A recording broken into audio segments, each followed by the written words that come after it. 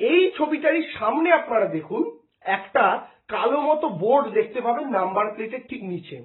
এবার দেখুন এই যে কালো ফ্রেমটা বেরিয়ে আছে, এই ফ্রেমটার ভেতরে ঢুকে রয়েছে সেই সো কল্ড আহত ছাত্র।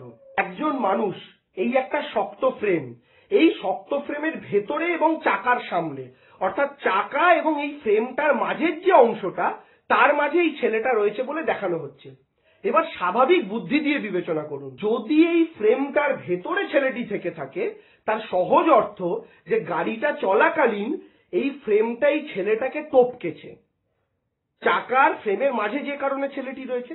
এবার আপনি বিবেচনা করুন, এত শক্ত একটা ফ্রেম, যেটা স্করপিওর মতো একটা শক্তপোক্ত গাড়ির সাথে লাগানো, সেই ফ্রেমটা যদি ছেলেটাকে চেপে তার ওপর দিয়ে গিয়ে ছেলেটাকে কভার করে ফেলে, অর্থাৎ ছেলেটাকে চেপে ছেলেটার পরে চলে গেল ফ্রেমটা, অর্থাৎ ছেলেটাকে ভেতরে ঢুকিয়ে নিল, তার মানে মাটি তো ফ্লেক্সিবল নয় যে ফ্রেমের চাপে ছেলেটা রাবারের বিছানায় যেমন আপনারা হয় যে ওপর থেকে কেউ চাপ দিলে আপনি নিচে নেমে গেলেন।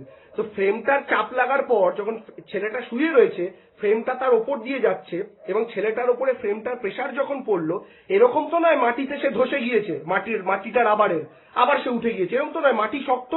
তার মানে ফ্রেমটাই ছেলেটার ওপর ছেলেটাকে চেপে তাকে ডিঙিয়েছে। এখন আপনি বিবেচনা করুন, ছেলেটার যে বডি পার্টটাকে এই ফ্রেমটা কভার করছে, ওই বডি পার্টের ওপর দিয়ে যদি শক্ত ফ্রেমটা ছেলেটাকে টপকে যেতে হয়, তার মানে গোটা গাড়ির ওয়েটটা, গোটা গাড়ির ওজনটা এই ফ্রেমের মাধ্যমে ছেলেটার উপরে পড়তে হবে 1 সেকেন্ডের জন্য হলেও, না হলে এটা সম্ভব না। আপনারাও বুঝতে পারছেন আশা করি।